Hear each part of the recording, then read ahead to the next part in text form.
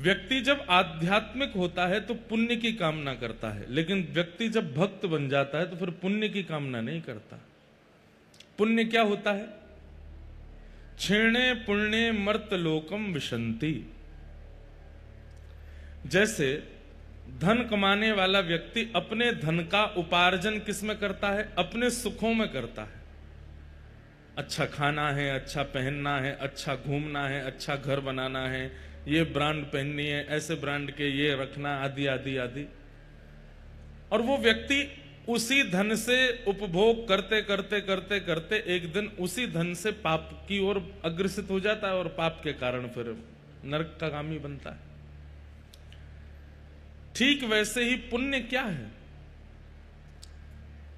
हमने समुद्र स्नान किया, गंगा स्नान किया, तीर्थ यात्रा की, ब्राह्मण भोज कराए, संतों को प्रसाद पवाया, उसके पीछे हमने कामना क्या रखी कि हमें इसका पुण्य मिले। तो पुण्य से क्या होता है? पुण्य से स्वर्ग की प्राप्ति होती मृत्यु के बाद। दो प्रकार से पुण्य खर्च होता है। पुण्य एक प्रकार से आप ऐसा कह सकते हैं आध्यात्मिक धन का नाम है पुण्य। बहुत ध्यान से सुनिएगा, आध्यात्मिक धन को कहते हैं पुण्य। जैसे सामान्य संसारी धन से संसारी उपभोग किए जाते हैं, ऐसे ही आध्यात्मिक पुण्य रूपी धन से स्वर्ग की प्राप्ति होती है। और या फिर कई लोग अपने द्वारा किए गए पुण्यों को इस धराधाम पे ही भोग लेते हैं। किस रूप में? अब मान लीजिए इस कथा के जो यजमान है, हमने उनकी दो प्रशंसा कर दी, आप बहुत अच्छे हो, और बड़े समाज में कर दी, ये बहुत अच्छे हैं, इन जैसा व्यक्ति हमने नहीं देखा, इनका स्वभाव ऐसा, इनका गुण ऐसा। ये आपकी जो प्रशंसा हो रही है, ये आपके किसी ना किसी पुण्य के फलीभूत हो रही है, मतलब आपका पुण्य घट रहा है। आपने 108 गंगा जी में डुबकी लगाई, वही 108 गंगा की डुबकी पुण्य के रूप में आपका यश गवा रही है। तो कई लोग अपना पुण्य या तो पृथ्वी पर ही खर्च कर लेते हैं, और पृथ्वी पर भी बच जाता है तो उसको स्वर्ग में जाके खर्च करते हैं। लेकिन पुण्य खत्म होते ही मर्त लोकम विशंति, पुनः पृथ्वी पर आना पड़ता है, पुनर्जन्म लेना पड़ता है। हम पुण्य के आदि नहीं हैं, क्योंकि हम आध्यात्मिक नहीं हैं। हम आध्यात्मिक होते होते अब भक्त बन चुके हैं। आध्यात्मिक क्या होता है? आध्यात्मिक मतलब अभी स्कूल कॉलेज का बच्चा है, और स्कूल कॉलेज में पढ़ी गई पढ़ाई से जब वो कुछ बन जाता है तब वो भक्त कहलाता है। अब वो इंजीनियर कहलावे, डॉक्टर कहलावे, चार्टर्ड अकाउंटेंट कहलावे, कुछ भी कहलावे, वो विद्यालय से पढ़ करके जब कुछ बन जाता है तब एक स्थिति को प्राप्त होता है। भक्त स्थिति का नाम है। भक्त उस स्थिति का नाम है जो विद्यालय में और कॉलेज में पढ़ने के बाद व्यक्ति बनता है। हम भक्त हैं, हम अभी स्टूडेंट नहीं हैं।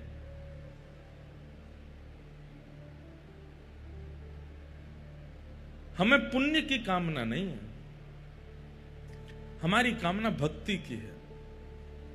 क्योंकि हमें पुण्य प्राप्त करके स्वर्ग की कामना नहीं है, हमें तो भक्ति प्राप्त करके ठाकुर जी के चरणार विंदों की कामना है।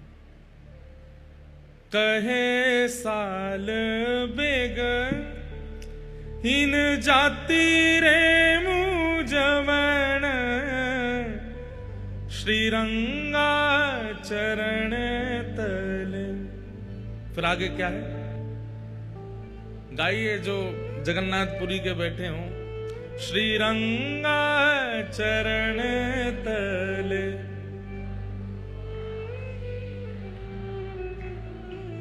आहे नील शैल प्रबल मत वरण, प्रबल मत वरण, मुआरत नलनी बनकु कर दलन, आहे नील शैल। सालबेग एक मुस्लिम परिवार में जन्मे बालक, जिनकी मां तो ब्राह्मणी थी, लेकिन पिता कालवेग, जिनके कारण वह भी सालवेग हुए, वह भी इस बात को जानते हैं कि मुझे श्रीरंग यानी कि श्री जगन्नाथ जी से पुण्य की कामना नहीं करनी है। श्रीरंगा चरण तले, और ये चरणों की प्राप्ति आध्यात्मिक व्यक्ति नहीं करता, भक्त व्यक्ति करता है। उसे पुण्यों से मिलने वाले सुख की इच्छा नहीं है। सालवेग की स्तुति में जितने भी प्रकरण सालवेग कहते हैं, उन समस्त प्रकरणों में भैया बैठन दो, बैठ जाओ, बैठ जाओ, विराज जाओ, अब बैठ गए तो बैठन दो, जहां जिसको जगह मिल जाए बैठ जाओ, कथा सुनन दो सबको। क्या बता रहा था मैं? सालवेग जी की स्तुति अगर आप सुनेंगे, अभी अभी सुन ही रहे थे, एक बहन नृत्य कर रही थी, कितना बढ़िया, ठाकुर जी के सब रूपों का उसमें भाव बता रही थी। हमें यह स्तुति बहुत पहले से ही प्रिय लगती है, और आज भी सालवेग जी की समाधि है। श्री जगन्नाथ मंदिर से जब आप गुंडीचा के लिए प्रस्थान करेंगे, गुंडीचा उसको बड़ दंड कहते हैं, बड़ा रास्ता जहां से रथ यात्रा होती है, वहीं पर ही थोड़ी आगे जाकर के मंदिर से गुंडीचा की ओर सीधे हाथ की तरफ देखते चलोगे तो आपको सालवेग जी की समाधि दिखेगी। आज भी महाप्रभु जगन्नाथ जी का रथ वहां रुकता है और सालवेग जी का स्मरण करते हैं। एक बात तो माननी पड़ेगी आपको, प्रेम निभाना कोई ठाकुर जी से सीखे। भैया 10 साल प्रेम निभा लेते हैं लोग, 50 साल प्रेम निभा लेते हैं लोग, 50 तो कोई नहीं निभा पाता आज की डेट में। ज्यादा से ज्यादा प्रेम का निर्वहन व्यक्ति 25 साल भी कर ले तो बहुत बड़ी बात, उसके बाद तो दोनों सहन करते हैं बस एक दूसरे को, प्रेम निभाते नहीं है। उसके बाद तो केवल सहा जाता है, बस ठीक है अब क्या करें, अब निभाना ही है। बुरा नहीं मानिएगा, कई लोगों का प्रेम होता भी है, लेकिन ठाकुर जी जैसा प्रेम कोई नहीं निर्वाह सकता। श्री जयदेव महाप्रभु को महाकाव्य गीत गोविंद लिखे हुए 1000 वर्ष से ऊपर हो गया है। 1000 वर्ष से ठाकुर जी गीत गोविंद को नित्य लपेट करके सोते हैं। इतना बड़ा प्रेमी कोई होगा संसार में? आज भी जयदेव महाप्रभु के द्वारा प्रस्तुत किया गया गीत गोविंद महाप्रभु जी धारण करते हैं। हम लोग कैसे हैं? हमारा प्रेमी जो प्रेम प्रस्तुत कर रहा है, यदि वो रोज एक जैसा प्रेम प्रस्तुत करे तो कल को हमारे मन में आ जाएगा कि भाई तुम कुछ सीखो।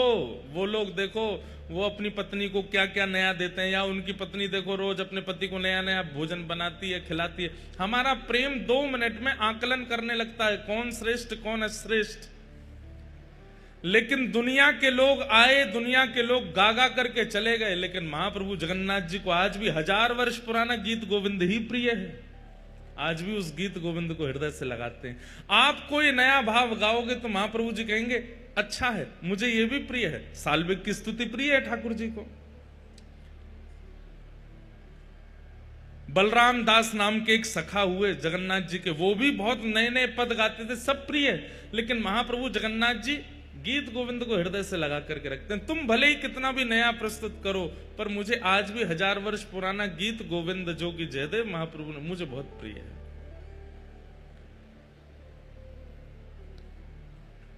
कैसा प्रेम निभाते हैं ठाकुर जी।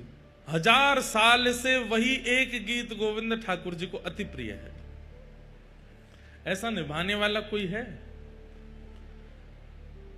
श्री सालवेग जी को भी इतने ही वर्ष हो गए होंगे और ज्यादा हो गए होंगे। आज भी महाप्रभु जगन्नाथ जी रथ रोकते हैं वहां पर। अरे माता पिता से प्रेम करने वाला बालक जो नित्य माता पिता को फोन करता है, वो भी एक आध दिन स्किप कर देता है, एक आध महीने स्किप कर देता है, लेकिन महाप्रभु जगन्नाथ जी अपने प्रेमियों को याद करना स्किप नहीं करते। आज भी रथ रुकेगा सालवेग के आगे, और वहां खड़े होकर के महाप्रभु जगन्नाथ जी सालवेग का स्मरण करते हैं। पुण्यात्मा जीव पुण्य की कामना करते हैं, और पुण्य की कामना में जय हो महाराज। हमारे वृंदावन से पूज्य गोस्वामी जी महाराज पधारे हैं। श्री बिहारी जी महाराज की प्रसादी लेकर के पधारे हैं। जय।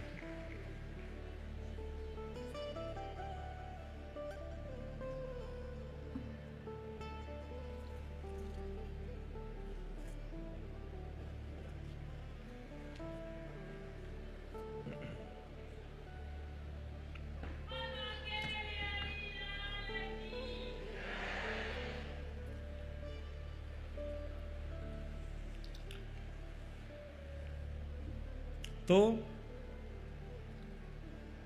आज भी ठाकुर जी अपने भक्तों का स्मरण करते हैं। पुण्यात्माओं का स्मरण ठाकुर जी नहीं करते। जो पुण्य की कामना से अपना संपूर्ण जीवन और संपूर्ण भक्ति भाव का व्यय करते हैं, ठाकुर जी कहते हैं तुम्हारे पुण्य के बदले तुमको स्वर्ग मिल ही रहा है, तुमको सुख समृद्धि मिल ही रही है, इसमें राजी रहो। लेकिन जो भक्त भक्ति की कामना करते हैं उन्हें पुण्य नहीं मिलता, उन्हें ज्यादा सुख समृद्धि की कामना भी नहीं होती, वो कष्ट में रहकर के ठाकुर जी का नाम भज लेते हैं। श्री नामाचार्य हरिदास ठाकुर, ध्यान से सुनिएगा। स्वामी श्री हरिदास जी महाराज जिन्होंने श्री कुंज बिहारी लाल जी को प्रकट करके हम सबको दर्शन का सौभाग्य प्राप्त किया, ऐसे ही एक श्री गौड़िया वैष्णव परंपरा के एक आचार्य चरण हुए जिनका नाम था नामाचार्य हरिदास ठाकुर। उनको नाम आचार्य कहा जाता, तो ऐसा नाम गाते थे कि उनका नाम सुनकर के जीव परिवर्तित हो जाते थे। और आश्चर्य की बात, जैसे सालबेग अपने पूर्व भाव से मुस्लिम हैं, ऐसे श्री हरिदास ठाकुर भी पहले एक यवन कुल में जन्मे, लेकिन उन पर नाम का ऐसी कृपा हुई, ऐसा प्रभाव हुआ कि नाम का स्मरण करते करते उन्होंने कितनों का आचरण, कितनों का उद्धार कर दिया। तो उनके विषय में एक कथा आती है कि एक मुस्लिम यवन राजा को पता चला कि हमारे कुल बिरादरी का ये बालक है और ये उनकी भाषा में हम लोगों को काफिर कह देते हैं, जब जिसका अर्थ अच्छा नहीं होता। उनकी भाषा में ये एक प्रकार से अशुभ शब्द है, और वो कहीं ना कहीं हरिनाम जपने वालों को, ठाकुर जी को भजने वालों को और गैर उनकी परंपरा का पालन करने वालों को वो इसी शब्द से बुलाते हैं। तो वो राजा जो था, यवन राजा, उसने कहा कि हमारी कुल बिरादरी का ये बालक और ये यवन होते हुए ये हरिनाम गाता है, काफिरों के भगवान का नाम गाता है। अपनी पूरी सेना से कहा कि उसको कैसे भी परिवर्तित करो। खूब लोभ दिए, लेकिन हरिदास ठाकुर ने नाम नहीं छोड़ा। तो फिर राजा ने कहा कि एक काम करो, इनको सूली पर चढ़ा दो। ध्यान से सुनिएगा। तो फिर किसी ने कहा कि सूली पर चढ़ाने पर तो बड़ी आसान मृत्यु हो जाएगी, लटकेगा, मर जाएगा। ऐसे ऐसे अपने कुल बिरादरी का त्याग करने वाले, काफिर बन जाने वाले को तो बहुत दर्दनाक मृत्यु देनी चाहिए। तो बोले क्या दें? बोले बाजार में घुमा घुमा के, हाथ पैरों में हथकड़ी बेड़ियां बांध के, और लोहे की जो क्या बोलते हैं उसको, जो मारते हैं, क्या बोलते हैं? क्या बोलते हैं?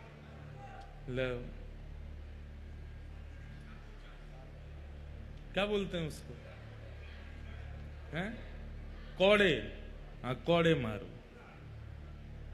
हमारे महाराज जी, पंडित जी कह रहे हैं कुर्रा। अद्भुत है, आप पाठ कर लो, जो करें हंटर मारे। तो कौड़े मारने की आज्ञा दियो। कौड़े भी कैसे? जो कौड़े की जो रस्सी होती, उसमें इतनी बड़ी बड़ी कीलें और लगी थी। बोले भरे बाजार में सबको दिखाते हुए, ताकि दहशत बन जाए कि आज के बाद हरिनाम गाने वाला कोई भी दिख गया तो उसकी यही गति की जाएगी। ले जाओ उसको, भरे हाथों में हथकड़ियां, पैरों में बेड़ियां बांधी, ले गए हरिदास ठाकुर को। और ले जाकर के जब कौड़े मारने लगे, कौड़े मारते हैं, हरिदास ठाकुर कहते हैं चाहे जो कर लो, मैं हरि नाम नहीं छोड़ूंगा, मैं प्रभु नाम नहीं छोड़ूंगा। और जितनी तेज मारते हैं उतनी तेज मुख से हरि नाम निकलता है। मारने वालों के पांव पूछते हैं, बोले तू पूछता क्यों, हम तुझे मार रहे हैं? बोले क्योंकि इससे पहले मैंने बहुत प्रयास किया कि मैं खूब ऊंचे स्वर में हरि नाम गाऊं, पर इतना ऊंचा स्वर मेरा पहले कभी नहीं निकला जितना ऊंचा स्वर कोड़े पड़ने से निकल रहा है। और मारो, मेरा स्वर ऐसा निकले कि मेरा ये गले का जो स्वर है ये फट जाए हरि नाम गाते गाते। सब देखते रहे, घबरा गए, अपने बच्चों को ले लेकर के घरों में भाग गए। बच्चे घबरा करके मां से पूछ रहे हैं ये क्यों पिट रहे हैं? बोले क्योंकि इन्होंने काफिरों के भगवान का नाम गाया है। लेकिन कुछ लोगों के चित्त में विश्वास प्रकट हो रहा है, इतनी पीड़ा के बाद भी हरिदास ठाकुर नाम नहीं छोड़ रहे। कहते हैं भगवान के सुदर्शन जी को इतना क्रोध आया कि जैसे आकाश में एक सूर्य है उसी समय दूसरा सूर्य प्रकट हो गया, और वो दूसरे सूर्य नहीं है, साक्षात सुदर्शन जी महाराज प्रकट हो गए। और जैसे ही बेग से आक्रमण करने लगे उन यवनों के ऊपर, हरिदास ठाकुर हाथ जोड़ करके प्रार्थना करने लगे, हे सुदर्शन जी महाराज इन्हें मत मारो, मैं आपके हाथ जोड़ता हूं, मैं आपके पांव पड़ता हूं, इन्हें मत मारो। सुदर्शन जी बोले ये इतनी पीड़ा दे रहे हैं, हरि भक्त को, हरिनाम गाने वाले को तुम्हारा क्या अपराध है? तुमने इनका धन नहीं चुराया, तुमने इनका कुछ नहीं लिया, तुम केवल हरिनाम अपनी कुटिया में बैठ करके, और ये इतनी पीड़ा दे रहे हैं तुम्हें। सुदर्शन जी महाराज बोले इन्हें जला करके भस्म कर दूंगा, दूर दूर तक दिखाई नहीं देगा कोई भी यवन। हरिदास ठाकुर कहते हैं महाराज ये कलयुग है, ये सतयुग नहीं है, ये त्रेता नहीं है, ये द्वापर नहीं है। सतयुग त्रेता द्वापर में हे सुदर्शन जी महाराज आपने खूब उद्धार किया है, अब उद्धार नहीं, अब तो स्वीकार करना है सबको। मैंने आज तक जितने भी नाम जप किए हैं उन सब नामों का प्रभाव, उन सब नामों का फल इन यवनों को दे दो, जैसे मैं यवन कुल का होकर के आज हरि नाम गा रहा हूं। हे सुदर्शन जी महाराज आप अपनी कृपा दृष्टि से अगर इनको देख लेंगे तो ये भी हरि नाम गाने लगेंगे। अब उद्धार नहीं करना है, अब तो स्वीकार करना है। कहते हैं इसीलिए महाप्रभु जगन्नाथ जी के बगल में सुदर्शन जी महाराज को आप देखेंगे तो यहां चक्र रूप में सुदर्शन जी नहीं है जगन्नाथ जी के बगल में, एक दंड रूप में, केवल एक डंडे के रूप में सुदर्शन जी महाराज खड़े हैं। वो नुकीली धार, वो उनका वेग स्वरूप, वो उनका आक्रामक स्वरूप क्यों नहीं है जगन्नाथपुरी में? ऊपर नील चक्र विराजमान है, लेकिन महाप्रभु जगन्नाथ जी के बगल में आयुध रूप में, जहां आयुध रूप में चक्र रूप होना चाहिए था वहां पर डंडे के रूप में खड़े हैं, बिल्कुल नुकीले नहीं है। क्यों? क्योंकि ये कलयुग है, यहां उद्धार नहीं, यहां स्वीकार करना है। चाहे कितना भी पापी हो, कितना भी कठोर पापकर्म करने वाला हो, महाप्रभु जगन्नाथ जी ने आज्ञा दी है सुदर्शन जी को कि यहां मारना नहीं है, यहां पर तारना है, स्वीकार करना है। ऐसे नामाचार्य श्री हरिदास ठाकुर कहते हैं कि एक बार उनके, वे भी जगन्नाथपुरी आए थे, श्री चैतन्य महाप्रभु के साथ में यहां विराजमान रहे, खूब ठाकुर जी का, श्री जगन्नाथ महाप्रभु का खूब नाम गाया। उनके ऊपर कलंक लगाने के लिए, अब ये मारपीट से नहीं नाम छोड़ रहे थे तो फिर दूसरा उपाय अपनाया। क्या उपाय अपनाया? वो जिस कुटिया में बैठ करके भजन करते थे वहां पर एक वैश्या भेज दी, और वैश्या से पहले से ही कहकर के भेजा कि तुम जाकर के इन हरिदास ठाकुर के साथ में ऐसा व्यवहार करना, ये जैसे ही तुम्हारा स्पर्श करें जोर जोर से चिल्लाना, हम सब लोग तुरंत वहां आ जाएंगे और इनका दुर्प्रचार कर देंगे पूरे नगर में। तो दुर्प्रचार होने के कारण ये भीड़ जो लगती है इनके पास में, ये भीड़ खत्म होगी और लोग नाम वाप जपना बंद कर देंगे। तो वैश्या वो बोली ये तो मेरे बाएं हाथ का खेल है, कितनी आयु है इनकी? बोले 25-26 साल के हैं। बोले अभी जाती हूं। वैश्या आई और आकर के जैसे हरिदास ठाकुर को प्रणाम किया, प्रणाम करके कहा, इतने युवा हो आप, कैसा आपका यौवन है, कैसा आपका स्वरूप है, और इस स्वरूप में, इस युवा अवस्था में आप ये सब क्या नाम में जप में लग गए हो? छोड़िए ना, मेरे साथ बैठिए, थोड़ी वार्ता कीजिए, थोड़ा आनंद करते हैं। नामाचार्य श्री हरिदास ठाकुर बोले, देवी आप जो चाहती हैं मैं सब पूर्ण करूंगा, आपकी जो मनवांछित इच्छा है, जैसा कहोगे वैसा ही करूंगा, पर मेरा नियम है, मैं रोज 3 लाख नाम जपता हूं, वो हो जाए पूरे, उसके बाद फिर तुम्हारी बात मानूंगा। अच्छा, रोज 3 लाख जपते हो? बोले हाँ। अभी कितने बचे हैं? बोले अभी जैसे पूरा होगा मैं बताऊंगा। अच्छा तुम कहां जाओगे? बैठी रहो यहीं पे। उसको भी बैठा लिया और नाम जप में लग गए, हरे कृष्ण कृष्ण कृष्ण हरे हरे, हरे राम राम राम हरे हरे। पूरी शाम निकल गई, पूरी रात निकल गई, आधी रात हो गई, वो वैश्या बैठी बैठी झोंके ले रही थी। हरिदास ठाकुर बोले, देवी अभी तो मेरा नाम बहुत रह गया, तुम जाओ थोड़ा आराम कर लो, कल आ जाना। वैश्या बोली, हाँ मैं जाती हूँ, मुझे तो नींद आ रही है। चली गई। वो यवन जो थे सब बाहर मिले, क्या हुआ, हम इतनी देर से प्रतीक्षा कर रहे हैं, तुमने आवाज नहीं लगाई। अभी पहला दिन है, थोड़ा परिचय हुआ है, उसने कल फिर बुलाया है मुझे, कल होगा, कल मैं आवाज करूंगी, सब आक्रमण कर देना। वैश्य अगले दिन फिर आ गए, जैसे ही आकर के बैठी, हरिदास ठाकुर नाम जप कर रहे थे, तुरंत आकर के बैठी, अरे अब छोड़िए ना, क्या भजन कर रहे हैं? देवी कल के 3 लाख तो सुबह पूरे हो गए, आज के 3 लाख अभी चल रहे हैं, पहले ये पूरे हो जाएं, इसके बाद मैं तुम्हारी बात सुनूंगा ना। सब लोग इधर देखो, इधर देखो, यहां देखो, हम यहां क्यों बैठे हैं, वो सब व्यवस्था चल रही है, इधर देखो आप लोग, इतनी बढ़िया लीला चल रही है, आप इधर उधर देखने लगते हैं। एक हरिदास ठाकुर हैं, वैश्या सामने बैठी है, वो नाम नहीं छोड़ रहे, यहां झूला आ गया, आप उधर देखने लगते हो, अपने ही व्यवहार पर ताली भी बजा रहे हो। दूसरा दिन हुआ, वैश्य आकर के बैठ गए, छोड़िए ना भजन, क्या कहे? बोले 3 लाख नाम रह गए, थोड़ा सा और कर। हरिदास ठाकुर पता है क्या करते हैं? उसको तो बोल देते हैं कि मेरे 3 लाख नाम रह गए, तू बैठ, और नेत्र बंद करके ठाकुर जी से प्रार्थना करते हैं, मेरे प्रत्येक नाम का फल ये वैश्या का मन परिवर्तित हो जाए, इसके मन में जो भाव, जो व्यवहार, जो विचार हैं, ये आपकी हो जाए नाथ। ये जितना प्रयास मुझे रिझाने में कर रही है, उतना प्रयास आपको रिझाने में करने लगे, हे नाथ मेरे नाम का पूरा फल इसको मिल जाए। पहले 3 लाख नाम उसके सामने कर लिए, दूसरे दिन के 3 लाख नाम, 6 लाख नाम तो उसने बैठे बैठे सुन लिए। तीसरे दिन फिर बुलाया, बोले कि आज भी बहुत जप हो गया, कल तो निश्चित तुम जो कहोगी वही होगा, कल आ जाना। बंधुओं, मैं एक बात कहता हूं कि कई बार ऐसा होता है कि आध्यात्मिक ऊर्जा जिसकी अति होती है ना, भक्ति रूप में, उस व्यक्ति की उपस्थिति मात्र आपके हृदय को परिवर्तित कर देती है।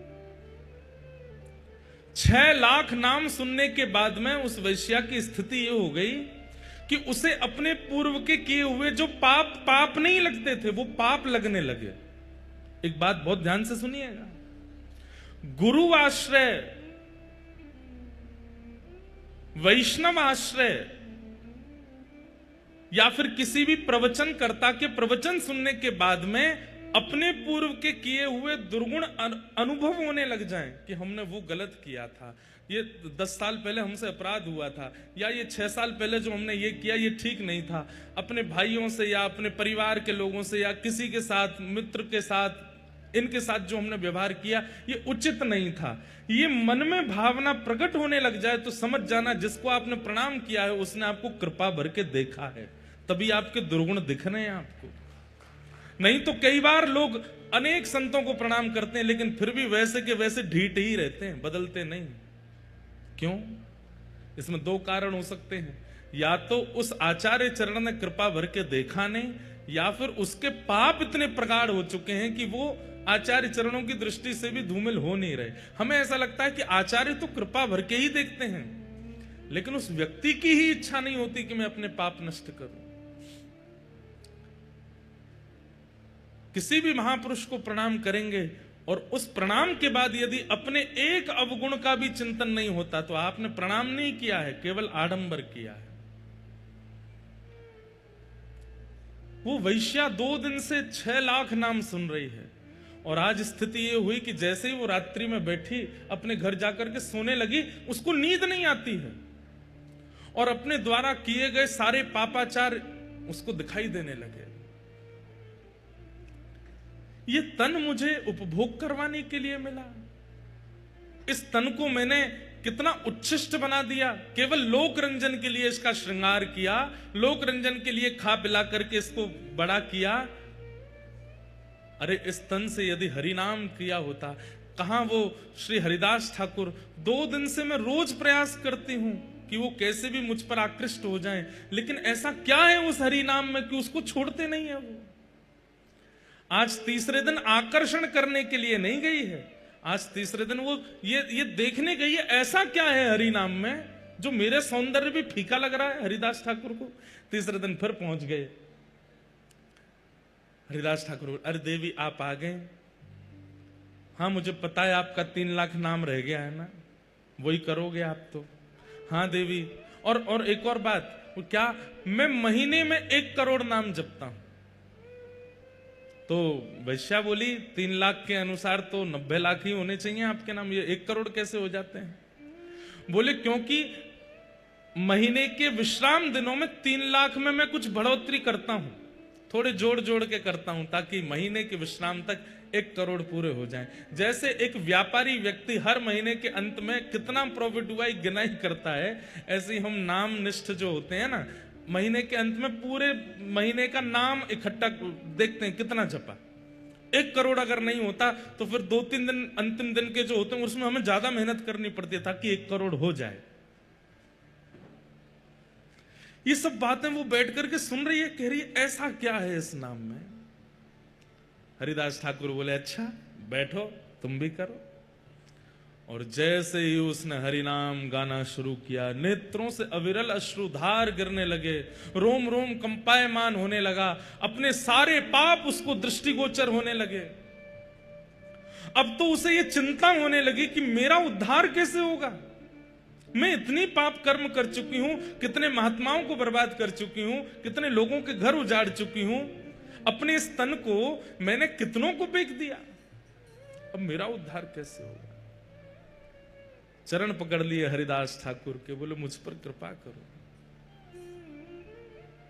अब मैं आपसे केवल एक ही कामना करती हूं कि नाथ आप कृपा भर के मुझे देखो ताकि मेरा उद्धार हो।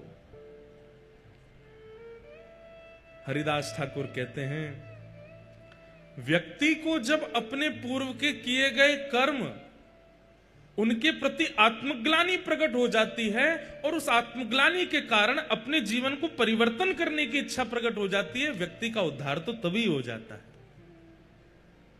समझ में आई बात? हम अपने अवगुणों को खुद से ही छुपाते हैं, गलत क्रियाएं करने के बाद खुद ही भूल जाते हैं, लेकिन जिस दिन हमें अपने कृत्य का अनुभव होता है और अनुभव करके हम स्वयं ही चिंतन करते हैं कि ये गलत था, वास्तव में मानिए कि उसी दिन ठाकुर जी की कृपा हुई है कि आपके मन में चिंता प्रकट हुई कि ये गलत था, इसका सुधार करना पड़ेगा। चरणों में गिर गई, बोले मुझ पर कृपा करो। हरिदास ठाकुर बोले देवी अब जो मेरी निष्ठा है वो तुम धारण करो, मैं अब कहीं और जाकर के भजन करूंगा। इस कुटिया में मैंने लाखों करोड़ों नाम जप किए हैं, अब तुम इस कुटिया में रहो और यहां रह करके नाम जप करो। हरिदास ठाकुर वो कुटिया, अपने भजन की कुटिया उस वैश्या को दे दी और वहां बैठ करके वो वैश्या ऐसा नाम करने लगी, ऐसा नाम करने लगी, जिस वैश्या का मुख देख करके संत जन मुंह फेर लेते थे और सोचते थे कहीं हमारे पाप नष्ट नहीं हो जाएं। आज उसी वैश्या के भक्त बनने पर उनकी कुटिया के बाहर संतों की भीड़ लगती है। क्यों? बोले वो दिन में एक बार बाहर निकल के आती है, और जब वो बाहर आती है उसका रूप देखते ही हमें साक्षात जगन्नाथ जी का अनुभव होने लग जाता है। बंधुओं, रूप सुंदर वो नहीं जिसकी सुंदरता देख करके लगे ये कितना सुंदर है, बल्कि रूप सुंदर वो कि जिसकी सुंदरता देख करके नेत्र बंद हो जाए और मन में भाव आए कि ये इतना सुंदर है तो वृंदावन चंद कितने सुंदर होंगे। किसी का स्वर सुनकर के ये ना लगे कितना अच्छा गाता है, उसकी वाणी सुनकर के मन में भाव आने लगे कि ये इतना सुंदर गाता है तो श्री मदन मोहन कितना सुंदर गाते होंगे। किसी का श्रृंगार नृत्य देख करके लगे कितना बढ़िया नृत्य कर रहे हैं, लेकिन उस समय मन में ये भाव आवे कि जब रास क्रीड़ा में श्री ठाकुर जी त्रिभंग लली बन करके आते होंगे, जिनके नृत्य पर सूर्य चंद्रमा भी वारे वारे जाते हैं, उनका नृत्य कितना सुंदर होगा। ऐसी स्थिति बने।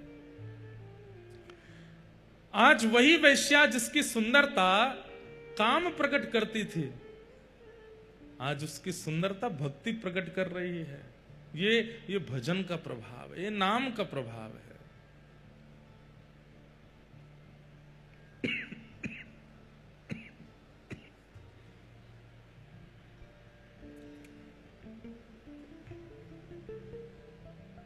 नाम का प्रभाव। तो हम निवेदन कर रहे थे कि आध्यात्मिक बनना एक बात है, पुण्यात्मा बनना एक बात है, और भक्त बनना विशेष बात है। कथा का उद्देश्य, महाप्रसाद सेवन का उद्देश्य, आप लोग पुण्य अर्जन करना मत रखो। तीर्थ यात्रा का उद्देश्य, समुद्र स्नान का उद्देश्य, उसके प्रति पुण्य की भावना मत रखो, भक्ति की भावना रखो, भक्ति की इच्छा रखो। अहम भक्त पराधीन, स्वयं भगवान श्री जगन्नाथ कहते हैं कि मैं अपने भक्त के पराधीन हूं। पूरा विश्व मेरे पराधीन है, पर मैं अपने भक्त के पराधीन हूं। जिन भेषा मारो सावरो रीझे, जिन भेषा मारो सावरो रीझे। अब वैसे तो मीराबाई की पंक्ति है, यहां भेष में सब आ रहा है, कर्म भी आ रहा है। जिन कर्मों से मेरे सांवरे रीझ हैं, जिन क्रियाओं से मेरे सांवरे रीझ हैं, जिन व्यवहार से मेरे सांवरे रीझ हैं, सब कुछ आ जाता है भेष के अंदर। इसमें लोक रंजन की भावना नहीं होनी चाहिए। मेरे ठाकुर जी रीझ। श्री बलराम दास जी जगन्नाथ महाप्रभु के परम भक्त हुए। उनको सेवा मिली थी कि जगन्नाथ जी के सामने बैठ के पद गाते थे, और जगन्नाथ जी बड़े प्रसन्न होकर के बलराम दास जी को सुनते थे। लेकिन एक दिन उन्होंने देखा कि घुंघरुओं की आवाज आ रही है, वो पद गा रहे हैं, घुंघरू बज रहे हैं। जैसे ही उन्होंने पीछे मुड़ करके देखा तो एक परम सुंदरी उनके उस राग पर नृत्य कर रही थी। बलराम दास जी बोले, कितना अच्छा नाच रही है। अब बलराम दास जी का मन क्या हो गया, अभी तक तो गाते थे कि जगन्नाथ जी रीझ हैं, अब किस लिए गाने लगे, ये रीझे ताकि बढ़िया नाचे और बढ़िया नृत्य करे और बढ़िया। अब तो अगले दिन दोनों की मिली भगत हो गई, बलराम दास जी बैठ करके गाते और वो नृत्य करने आती। तीसरे दिन तो दोनों में चर्चा शुरू हो गई। बलराम दास जी कहते, कल तुम पीले वस्त्र पहन के आना, कल मैं चंदन का भाव गाऊंगा और तुम उस पर नृत्य करना, परसों तुम ये पहन के आना। अब जगन्नाथ जी तो किनारे हो गए। बलराम दास जी का मुख्य उद्देश्य क्या हो गया, मंदिर का आश्रय लेते हैं, जगन्नाथ जी की सन्निधि लेते हैं, पर गाते किसके लिए, कन्या के लिए। जगन्नाथ जी बोले, अच्छा आज तक तो हमको रिझाते थे, अब इनको रिझाने के लिए गा रहे हो। बंधुओं, ये बात मुझ पे भी लागू होती है, और अपनी वाणी की सेवा करने वाले हर उस व्यक्ति पर लागू होती है जिसकी वाणी सुनकर के हजारों असंख्य लोग भगवत शरणागति लेते हैं। आपकी वाणी का प्रयोग किसी जन के रंजन के लिए नहीं होना चाहिए। ये मुझसे रीझें, वो मुझसे रीझें, वो मुझसे रीझें, नहीं। मैं ऐसी बात कहूं कि मेरी बात सुन के इन सबके चित्त से जगन्नाथ जी रीझें, इन सबके चित्त का भाव ऐसा बने। नहीं तो जो बलराम दास जी के साथ हुआ वो मेरे साथ भी होगा। अब मेरे मन में भाव आ जाए, एक व्यक्ति विशेष के लिए मैं कथा कहने लग जाऊं कि ये रीझना चाहिए, ये रीझेगा तो ये भी कथा कराएगा, ये कथा कराएगा तो इतनी दक्षिणा देगा, उसी समय कथा का भाव नष्ट हो जाएगा, एक व्यक्ति भी परिवर्तित नहीं हो पाएगा। इसलिए कोई प्रशंसा वाली बात नहीं। हमको कोई बोलता है ना, आज कथा में ये आने वाले हैं, आज कथा में ये विशिष्ट व्यक्ति आएंगे, आज कथा में मुख्यमंत्री जी आने वाले हैं, तो हम कह देते हैं कथा के विश्राम में आ जाएंगे। क्यों? क्योंकि मध्य में आए और सन्मुख बैठे, कहीं मेरे मन में भाव आ गया कि इनको ये बात समझ में आनी चाहिए, तो कथा उनके लिए हो जाएगी, वो नहीं होना चाहिए। विश्राम में आ जाए। लोक रंजन नहीं, जन रंजन नहीं, हरि रंजन होना चाहिए। ठाकुर जी रीझे, अरे भैया 5 लोग आपके कथा सुनकर के आनंदित हो गए, रीझ गए। 5 लोग कल को आपके बारे में कुछ गलत सुनेंगे तो 5 ही गाली भी देंगे, लेकिन महाप्रभु जगन्नाथ जी एक बार रीझ गए, कल को पूरी दुनिया आपकी विपरीत हो जाएगी, महाप्रभु जगन्नाथ जी भी तब भी आपकी साइड ही लेंगे। बोले मैं या तो रीझो भयो हूं, या को त्याग कैसे कर सकूं? आज भले ही पूरी दुनिया इसके विपरीत है, पर मैं या के संग हूं। महाप्रभु जगन्नाथ जी ऐसे प्रेमी हैं। तो बलराम दास जी कन्या का रंजन करने लगे, दोनों में मित्रता इतनी बढ़ गई कि अब तो प्रेम हो गया। और प्रेम नहीं हुआ, संसारी प्यार हुआ। अब तो मंदिर जाना भी बंद कर दिया, कभी समुद्र के तट पे घूम रहे हैं, कभी कहीं घूम रहे हैं, कभी कहीं डोल रहे हैं। अब पुजारी लोग प्रतीक्षा करते, बलराम दास अब सेवा करने नहीं आता। चर्चा हो गई पूरी जगन्नाथपुरी में कि वो तो अब दूसरे मार्ग पर चला गया है। लेकिन एक दिन, जिस दिन रथ यात्रा होनी थी, उस दिन अचानक सुबह उठे बलराम दास जी, सोचने लगे आज रथ यात्रा है। मेरा बालपन से एक सौभाग्य रहा कि मैं बचपन से ही महाप्रभु जगन्नाथ जी के सामने गाता हूं, और मेरे गायन के बाद ही रथ खिंचता है, और मैं अभी तक सो रहा हूं, अभी तक पड़ा हूं। ये मेरा जीवन को क्या हो गया, ये मेरे व्यवहार को क्या हो गया? मैंने महाप्रभु जगन्नाथ जी की जगह किसी और को प्रधानता दे दी। और उसी समय मन, ठाकुर जी कहते हैं ना, नमे भक्त्या प्रणश्यति। इस बात को ध्यान रखिएगा, एक बार कोई ठाकुर जी की शरणागति ले लेता है, उसके बाद अगर उस भक्त का पतन भी होता है तो ठाकुर जी कुछ शिक्षा दिलाने के लिए पतन करा रहे हैं, लेकिन उसको बचा लेंगे, ये बात निश्चित है। ये बात निश्चित है। आपने एक बार यदि हृदय से जगन्नाथ जी को पा लिया है, एक बार हृदय से जगन्नाथ जी को पुकार लिया है, उसके बाद यदि आपका पतन भी हो रहा होगा, चिंता मत करना, महाप्रभु जी बचा लेंगे। वो पतन इसलिए करवा रहे हैं कि आपको कुछ शिक्षा मिले। बलराम दास जी को आज बोध हुआ कि मैंने क्या किया। जो राग, जो सेवा, जो गायन, जो स्वर महाप्रभु जी के लिए था, उससे एक जन का रंजन करने लगा मैं।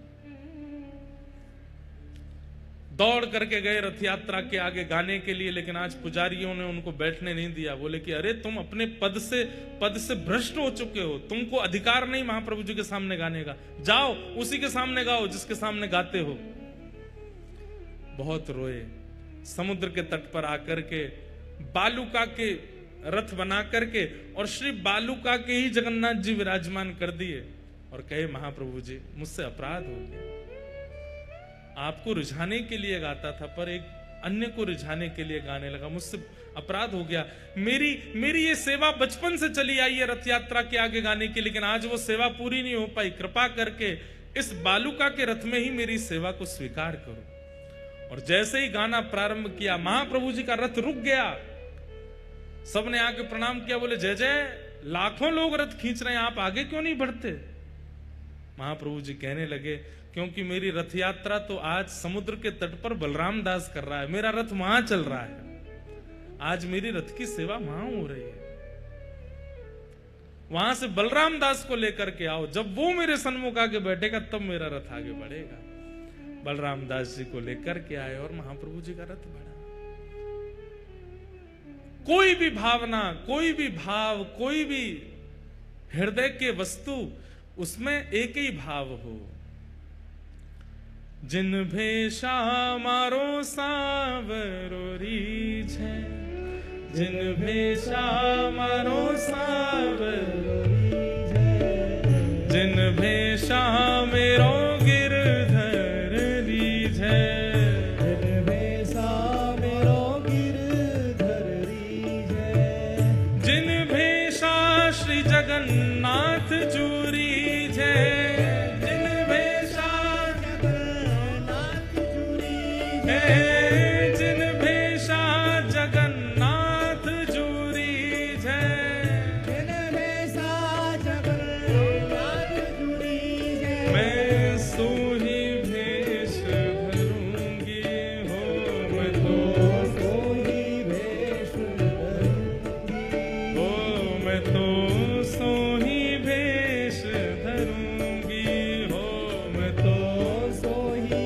भेष धरूंगी। अरे हाँ मैं बैरागन हूँगी, मैं बैरागन आहा हूँगी, मैं बैरागन हूँगी।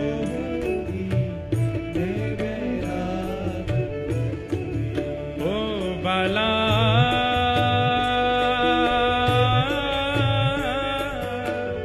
मैं बैरागन हूँगी, हूँगी, मैं बैरागन हूँगी, हूँगी, मैं बैरागन आहा हूँगी, मैं बैरागन हूँगी।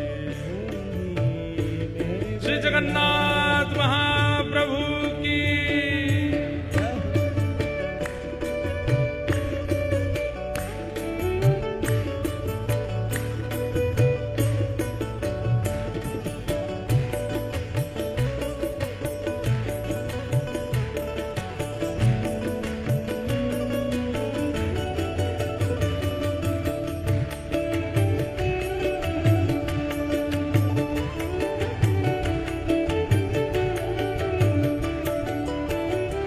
ओ कहो तो कुसुमल साड़ी रंगावा, कहो तो कुसुमल साड़ी रंगावा, हाँ कहो तो कुसुमल साड़ी रंगावा, कहो तो कुसुमल साड़ी रंगावा, ओ कहो तो भगवा भेष, कहो तो भगवा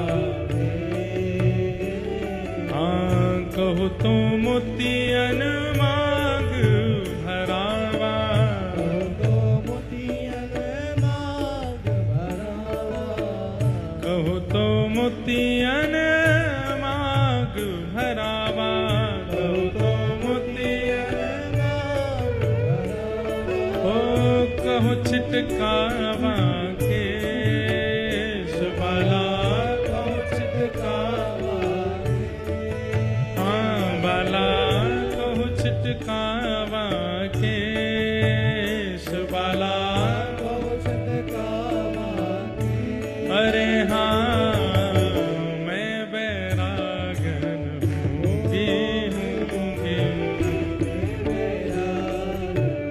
ओ हूँगी, मैं बैरागन हूँगी, हूँगी,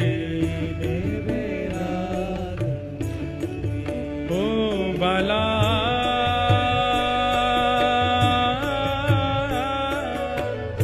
मैं बैरागन हूँगी, हूँगी, मैं बैरागन हूँगी, हूँगी, मैं बैरागन आहा हूँगी, मैं बैरागन हूँगी, हूँगी।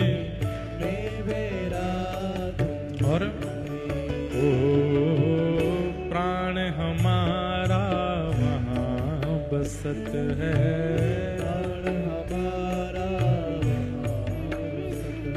ओ प्राण हमारा वहाँ बसत है, प्राण हमारा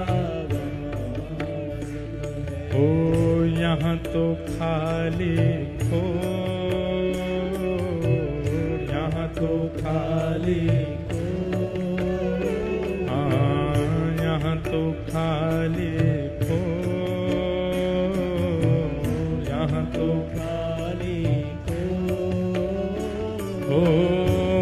मात पिता परिवार सोई है, मात पिता परिवार सोई है, मात पिता परिवार सोई है, मात पिता परिवार सोई है। हाँ कहिए तिनका तोड़ बाला, कहिए तिनका हो बाला, कहिए तिनका तोड़ बाला, कहिए तिनका तोड़। अरे हाँ मैं बैराग भी हूँगी, मैं बैराग हाँ हूँगी, मैं बैराग भी हूँगी, बैराग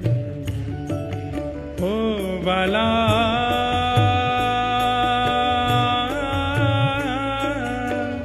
मैं बैरागन हूँगी, हूँगी, मैं बैरागन हूँगी, हूँगी, मैं बैरागन हाँ हूँगी, मैं बैरागन हूँगी, मैं गिरधर की गिरधर मेरे,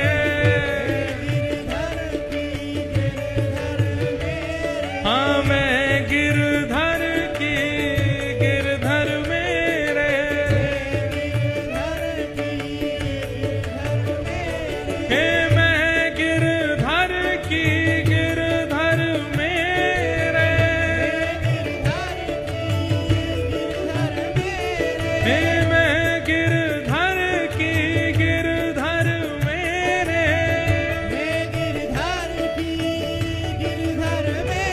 हे मैं गिरधर की गिरधर मेरे,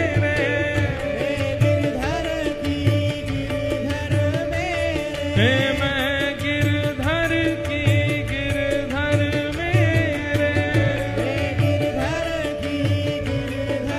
मेरे, हो मैं नटवर की नटवर मेरे,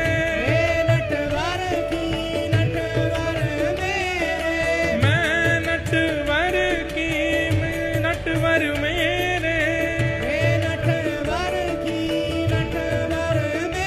ओ मैं गिरधर की गिरधर मेरे, हाँ मैं गिरधर की गिरधर मेरे, जय जय जगन्नाथ, जय जगन्नाथ, आइए ओ प्यारे जगन्नाथ, मेरे जगन्नाथ, हे प्रभु जगन्नाथ, प्रभु जगन्नाथ, महाप्रभु जगन्नाथ, प्रभु जगन्नाथ, मेरे जगन्नाथ, मेरे जगन्नाथ, महाप्रभु जगन्नाथ, प्रभु जगन्नाथ, मेरे प्रभु जगन्नाथ, प्रभु जगन्नाथ, मेरे प्रभु जगन्नाथ, प्रभु जगन्नाथ, जय जय श्री राम, जय जय श्री राम, जय जय श्री राधे।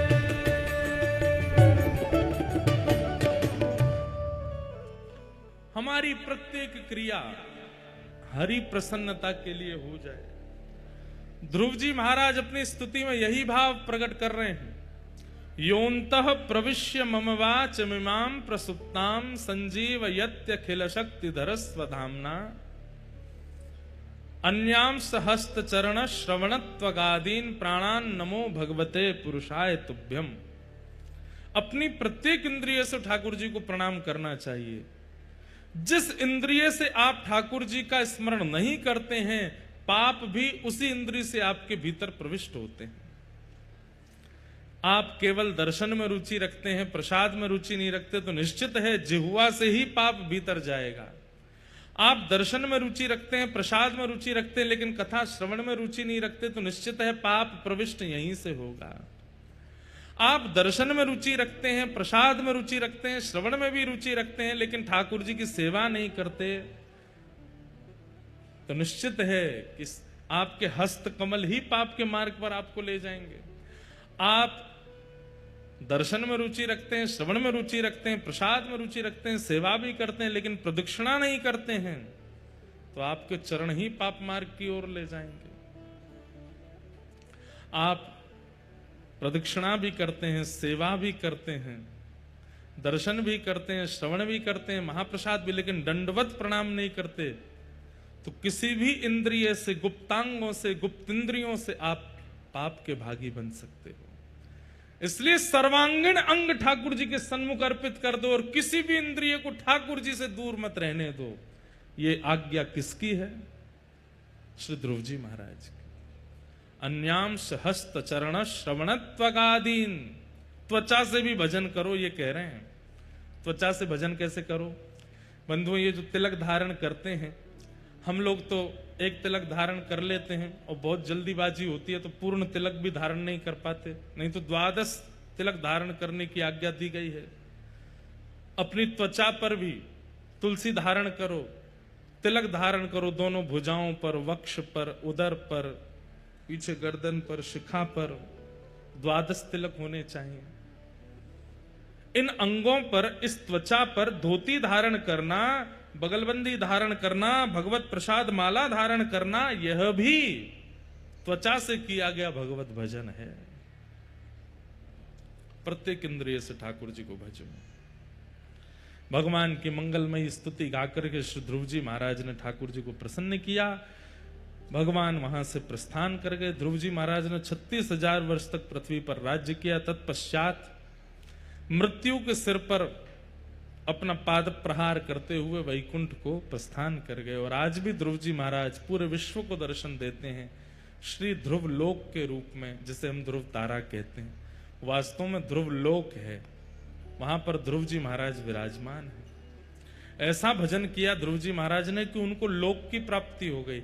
और ऐसा कहते हैं कि प्रलयकालीन समय में ब्रह्म लोक भी डूब जाता है, लेकिन ध्रुव लोक का कभी प्रलय नहीं होता। ध्रुव लोक सदा वैकुंठ की तरह विराजता है। कई भक्तों को ठाकुर जी जिन्हें वैकुंठ प्रदान नहीं करते, उन्हें ध्रुवलोक प्रदान कर देते हैं।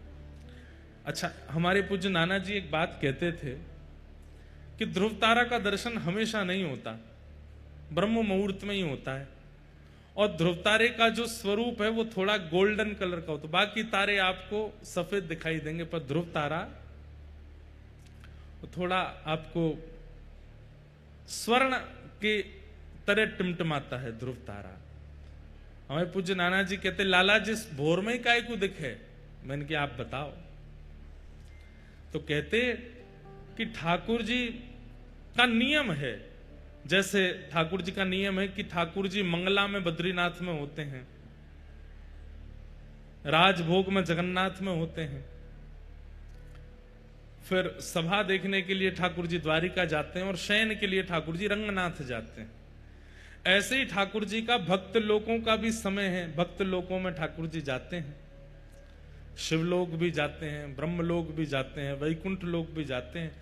पर जब हमारा ब्रह्म मुहूर्त होता है उस समय ठाकुर जी ध्रुवलोक जाते हैं, इसलिए ध्रुव तारा उसी समय दिखता है। तो ब्रह्म बेला में ध्रुव तारा का दर्शन करना मतलब आप साक्षात हरि को देख रहे हैं। उस समय हरि वहां विराजमान है। उस समय हरि कहां है? ध्रुवलोक में, उनका आप दर्शन कर रहे हैं। ध्रुव जी और ध्रुव जी के परिकर को दर्शन देने के लिए ठाकुर जी ब्रह्म मुहूर्त में जाते हैं, इसलिए ध्रुव तारा ब्रह्म मुहूर्त में ही दिखता है। अब साइंटिफिक रीजन तो चाहे जितने बना लो, पर भाव का दर्शन तो यही है कि ठाकुर जी उस समय जाते हैं, ध्रुव जी महाराज असंख्य दीपों से ध्रुव लोक को तैयार करते हैं, इसलिए ध्रुव तारा टिमटिमाता है मंगल बेला में, उस समय ठाकुर जी वहां होते हैं। ऐसे ध्रुव जी का चरित्र सुनाया। ध्रुव जी के वंश में आगे राजा अंग हुए, अंग के पुत्र बैन हुए, बैन के यहाँ भगवान पृथु के रूप में प्रकट हुए, जिनके कारण धरती को पृथ्वी कहा जाता है। भूगोल खगोल का वर्णन, नरकों का वर्णन करते हुए अजामिलोपाख्यान सुनाया गया। तत्पश्चात वृत्रासुर नाम के भक्त की कथा आई, जिन्होंने अपने स्तुति में भगवान को अति प्रसन्न किया।